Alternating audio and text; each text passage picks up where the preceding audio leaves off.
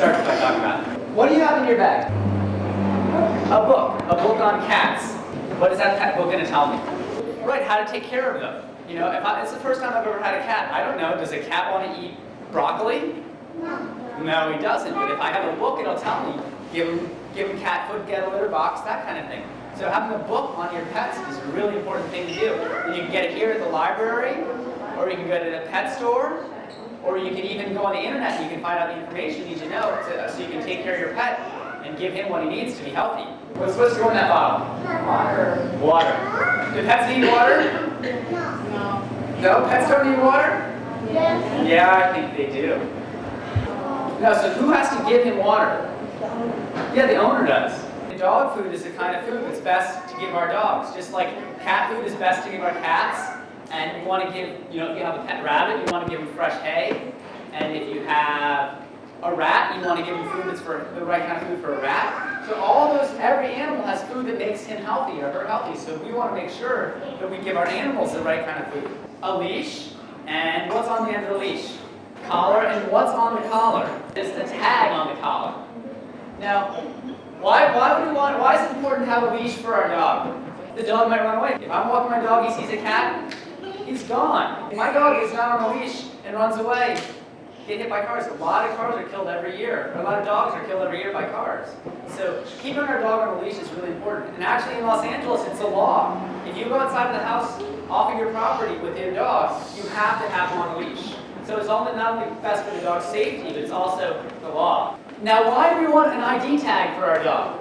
I go out for lunch, and I sit there at a restaurant, and I wander away, and I kind of forget to go back to work. But someone says, hey, that's Matt. He works at the SPCALA. Send him back to work, right? I've got my ID on, so I can get sent back. The same with our dogs or cats. So it's a really important thing to do for our pets, to make sure that they have a tag on. And it also can tell people that they have the proper vaccinations and immunizations. And it's to keep you from getting sick. And so if you want to keep your dogs and cats healthy, a lot of times you have to have those shots.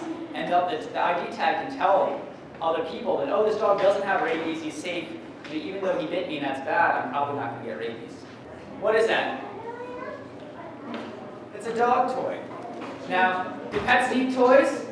Keep them occupied. What happens to a dog when he gets bored? Might chew shoes, tears up the house, might tear up the couch, might dig holes in the backyard, might chase the cat, might do all kinds of things that we don't want our dogs to do. So if we give our dog a toy, it'll keep him occupied, so he'll be a much better pet. What else happens? If I throw the toy for my dog, what's going to happen? Exercise, right. If you play with our dog, the dog's going to get exercise. Okay, do our pets need love? Who thinks they need love? Oh, I think 2 hands up for that. How do we show our pets that we love them? How can you show your pet that you love them? By taking good care of them. That's the best way. What else can you do? Pet him. Give him attention. Comb him. Those will make him happy and they'll make him love you. So, and that'll get, and then in return, the pet will love you. So it's a great thing going both ways. So love, super important for the pet, because if you're loving your pet, you're doing all the things that he needs. You're giving him the love that he needs. So love is a really important thing. And your dog's skin, if you bathe him too much, will dry out and get itchy. Like, you know how sometimes in the winter your skin gets a little itchy? The dog's skin can get like that if you wash him too much. So you should talk to your vet or read in your book about how much you should wash him. Does that come for you? For a cat or for a dog? Why is it important to brush or comb our dogs and cats? Dogs and cats, since they have hair over their whole body, it's not just their head. If the hair that's here on a dog and here gets tangled, what's going to happen? How well can he move? It's going to hurt. Every step he takes is going to pull his hair. So that's not going to feel good. Brushing our dogs and cats when they need it is really important. So, is it important for our pets to have a home? Yeah, I think 2 hands up for that too. What's a good home for if you have a hamster? What kind of home would you put a hamster in? A cage with a hamster wheel? Yeah, that's a great home. And what about for a dog? What's a good home for a dog? A doghouse? A doghouse? You know what? In California, it's the law for dogs that live outside, they have to have 3 walls and a roof. Now, why do you want to make sure that a dog has 3 walls and a roof? Shade. Yeah, dogs get so hot, they can die if you leave them in the sun. So actually, it's a law that they actually have to have access to that. And it doesn't have to be a big fancy doghouse with shingles and bricks. It can just be 3 pieces of plywood and a top for it. but they need that kind of shelter, or they'll get sick and die. Veterinarian, right. And what's his job? Right, if our dog gets hurt, we take it to the vet. If our cat needs her checkup, we go to the vet. If we want to get vaccines, we go to the vet. Shots, yeah, it's really important. Most people recommend that we take our pets to the vet once a year, just to make sure they're healthy and have everything that they need. If my dog goes poop, I just put my hand in the bag, pick up the poop, tie up the bag. Now, why do you want to pick up the dog's poop? And what's mom say if you come home and you have poop on your shoe? Yeah, outside. Get out, clean your foot. It goes to the sea. Now, there are millions of dogs living in LA. Who wants to swim with the dog poop of 1 million dogs? Not me. Yuck, that's really gross. So we want to clean up our dog poop because we don't want it to run down the ocean. Some animals that live in the ocean can get diseases from dogs and cats, and if the poop runs down there, we can make them sick. If you don't pick up your poop, you can get a ticket. So we want to make sure we do that too. Is that a toothbrush for you? You think so? A dog. Does a toothbrush have 2 ends? Now, why does this toothbrush have 2 ends? If I have a giant German Shepherd with a huge mouth, am I going to want to brush his teeth with that little toothbrush? No, it's going to take me like days. And if I have a little Chihuahua, am I going to try to be able to get a big toothbrush in his mouth? He'll fill it all up. So, yeah, it's really important that we have the right size toothbrush, and that's why they make that. I think that is actually beef-flavored toothpaste. Who brushes their teeth with beef-flavored toothpaste? Oh! It's for the dog. My dog can't buy himself a steak. Why do I need money for my dog? Dog food? Dog toys? A dog house? Costs money to have it. So before we ever think about getting a pet, it's really important for us to think about, are we going to have enough money to take care of this pet for his whole life? Yeah, almost every dog is going to live to be 10 to 12 years. Does anyone know the word stray? We used to teach a lot of the younger kids, but it's great for everyone actually, on how to be safe with a stray dog. Can everybody stand up for me? So you want to stand like a tree, and you don't want to look at him. And another thing you don't want to do is run away. Now, why do we want to run away from the dog? He'll chase you. Now, who's going to win a race between you and a dog? The dog. The dog. What happens when you lose the race to the dog? He'll bite you. He'll bite you. You might try to get your back up against a wall, or a tree, or a car, so you can be a little safer. And if you're carrying a book bag, you can hold it between yourself and the dog, like this. But one thing you don't want to do, you don't want to swing at the dog. Why not? So I go like this to try to keep it away. Where's the bag now? It's behind me. So she's a dog, what can she do then? She's going to be mad at me because I just tried to hit her. You're going to come in and bite me. So you don't want to swing. You can just hold it. Hold it between you and the dog. So you're standing like a tree. Can you stand like a tree for me? And the dog jumps up and pushes you. Okay, can you fall over? Like you fell over because the dog? Now what you want to do, you guys do like your earthquake safety drill, like in school. You guys know what I'm talking about? You guys get down like this. Can you get like that for me? You want to have your nose to your knees, have your elbows to your stomach, and your face and your throat is protected. So if you're down on the ground, you're pretty safe this way. Okay, now let's say you roll over. You roll over on your side. Now you get on your side. And now tuck your knees up to your nose. Tuck your knees up. Like you were, yeah. Put your nose, can you get your nose with your knees like this? Yeah, now put your head up, hands up, both knees. Really good. Now you want to protect your face. See, this way, he's all protected. If he's on his side, he can be safe too. The dog can't get his throat, the dog can't get his face, the dog can't get his stomach. Great, can you guys all give him a hand?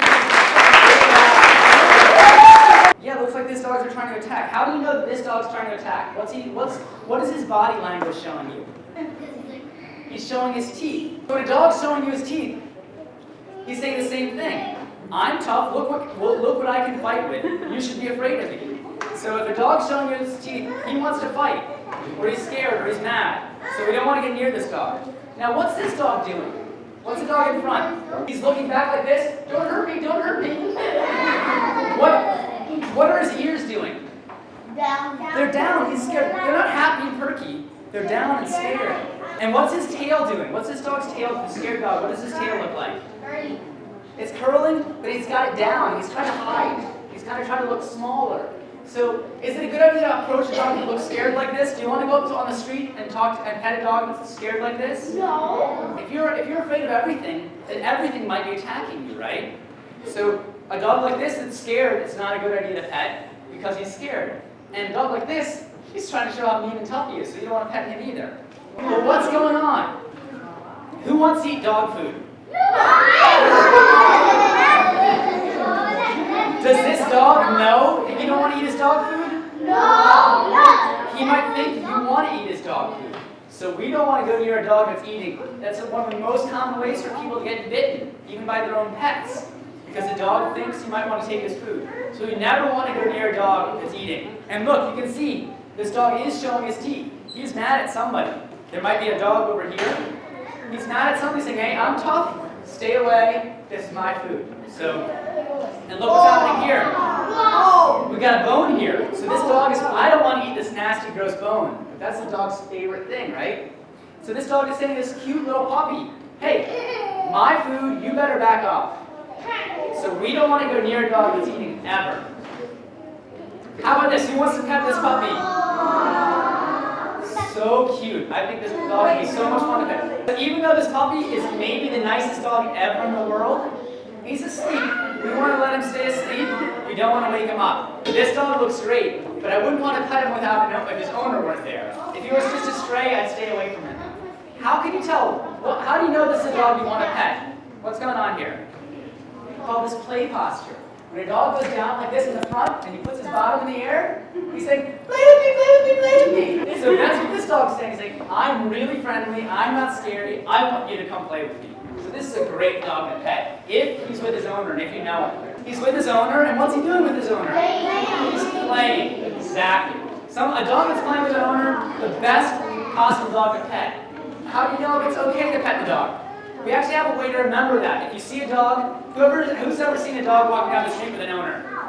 I see him almost every day. I walk my dog every day. So you see him on the street all the time. And there's a way we help kids remember how to be safe when we meet dogs. It's called the ABSC. So we add an S in there, so it's a little bit confusing. So A stands for ask. So B stands for bend. Bend is a little confusing, but if I come up to you like this, how does this make you feel? How do you feel? Do you feel safe? No. No, that's scary. And if you do that to a dog, if you run up and lean over the dog all big, is that going to make him feel safe? No, it's going to be scary. So what you want to do, you want to bend down. Is this okay? Can we talk like this? Yeah, and that's the same thing with dogs. If we bend down, he doesn't think that you're trying to boss him around or control him. He's not going to be afraid. Now, S stands for